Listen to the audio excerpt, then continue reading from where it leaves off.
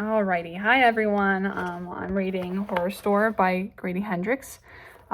Today we are on chapter 17, and it is called Gurney, and it is obviously a gurney. So I will read that article real quick. It says, unwind on the cushion for a mattress as this elegantly designed wheeled stretcher transfers you to the destination of your choice.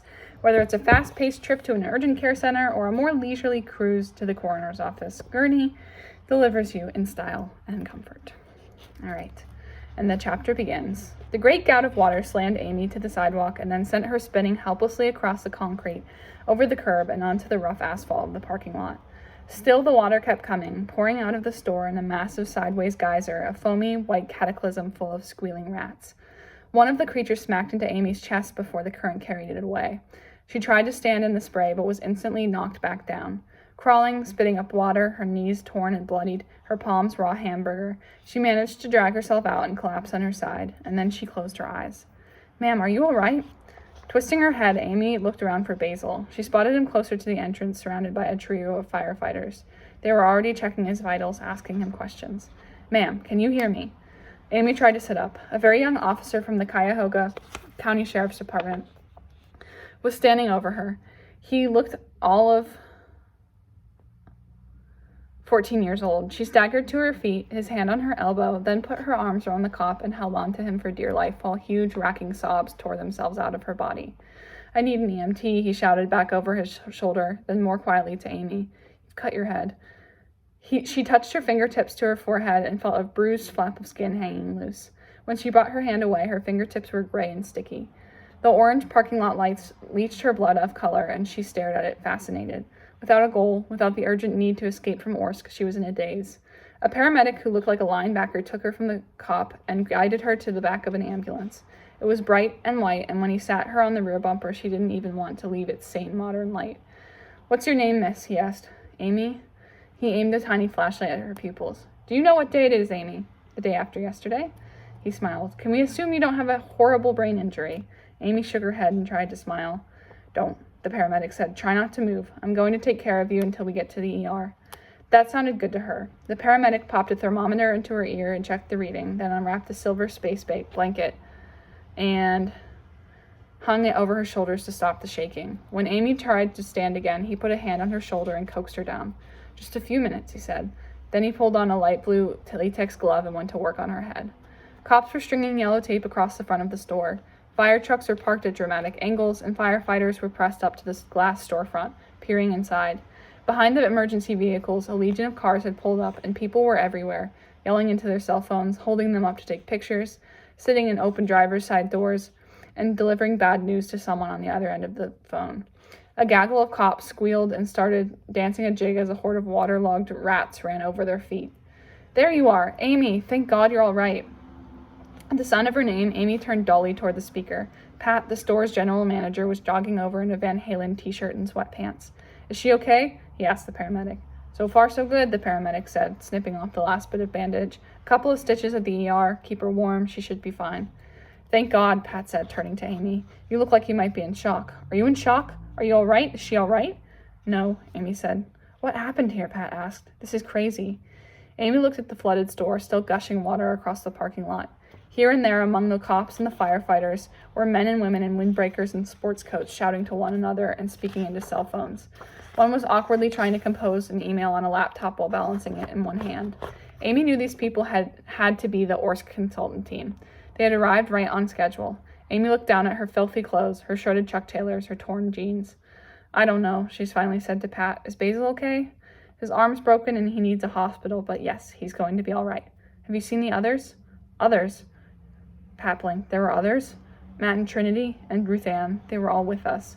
Oh, Jesus, Pat said, and he walked to the consultant team and started talking to them, pointing frantically at Orsk, gesturing wildly. Amy walked over to Basil. The firefighters had him propped up on the back of a ladder truck.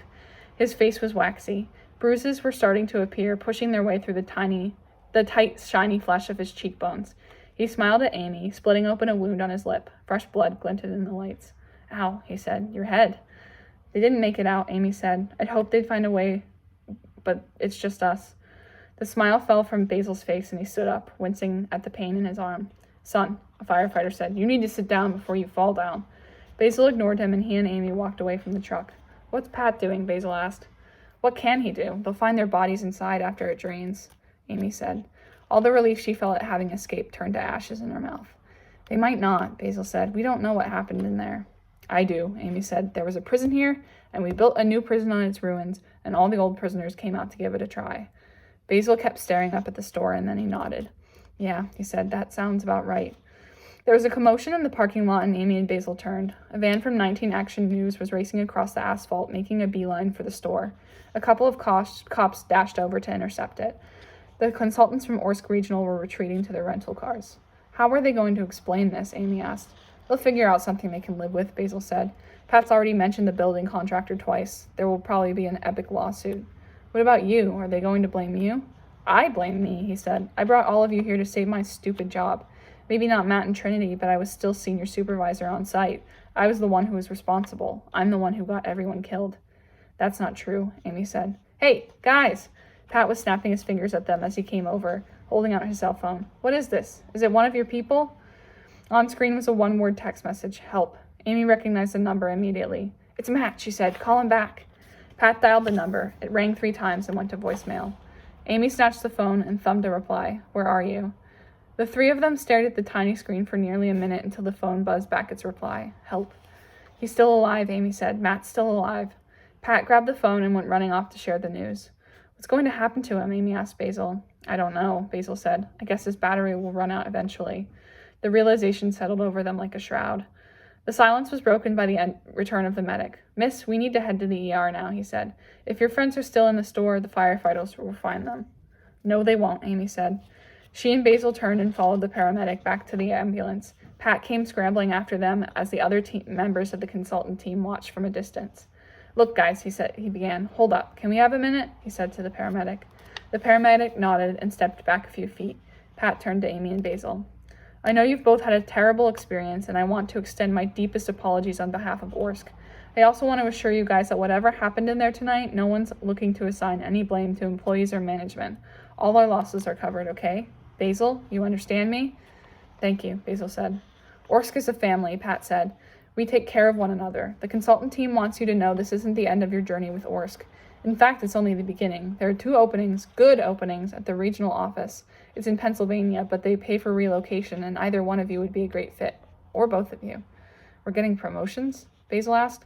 They're best desk jobs, but they're salaried with full benefits. Pat pressed a business card into Basil's hand. Written on the back was a non-Orsk email address. This is from Tom Larson himself. He'll be reaching out personally in the next 24 hours. I don't understand, Basil said. The only thing we ask, Pat said, is that you don't speak to the media. Not for a while. They won't understand what happened here, and it'll only lead to confusion. We're going to do a full investigation. We will speak to the architect and the contractors. When we know what happened, we'll share it with you. And when it's time to talk to the press, Orsk will make sure that you guys have good people by your side, people who understand how the media works and how to position your statements. We're going to do right by the 2 of you and by Ruth Ann's family. And Matt and Trinity, Amy said. Well, that's something different, Pat said. I know you guys say they were here, but I'm sure tonight has been very confusing, and it was probably hard to know exactly what was going on. They weren't on the clock, you know. They were here, Amy said. I know you believe that, Pat said, but this situation is challenging enough without adding more people to the mix. Let's not start making up things that sound worse. They were here, Amy repeated. I saw them. I dragged Trinity halfway through the store. I spoke to Matt. I'm not crazy. No one's saying you are, Pat said. But what we're wondering is that if they weren't on the clock and if Basil wasn't paying them, are they really our responsibility? Here you go, Amy. He held out a second business card. It bore the same address handwritten on the back. Amy felt something building inside her chest, and when she spoke, her voice was cold. So we just keep quiet and we keep our jobs? She asked. Better jobs, Pat said. It's a win-win. Are you serious? 3 of your employees are dead and you're trying to bribe us?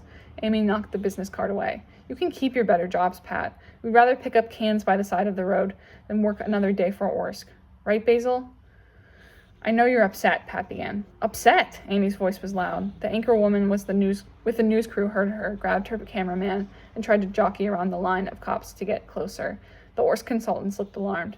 People died. I almost died. And the first thing you want to do is control your liability? Do you know how messed up that is? Amy, stop it, Basil said. He's right. What's done is done. They weren't supposed to be here. Amy felt like she'd been slapped. You're going along with this? She asked. I want to get all outraged too, Basil said, but this isn't our responsibility anymore. Leave it to the professionals. They'll do the right thing. I've got my little sister to take care of. Just be happy they're giving us something. A monstrous bird unfurled its wings inside Amy's chest, and her anger felt bigger than the whole world. Everything they had done, all the horrors inside the store, it was as if none of it had happened. She felt lonelier than ever before in her life. I'm sorry about what happened, Pat said. We will privately extend our condolences to the families. We will talk to the architects and the contractors, and we will hold them accountable for this tragedy.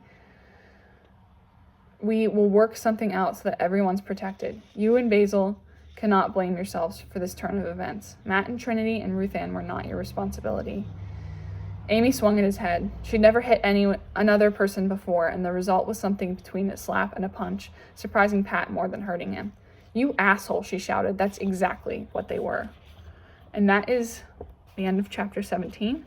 There is an epilogue, but other than that, the story is complete. So join me for the epilogue next time, and I hope you enjoy.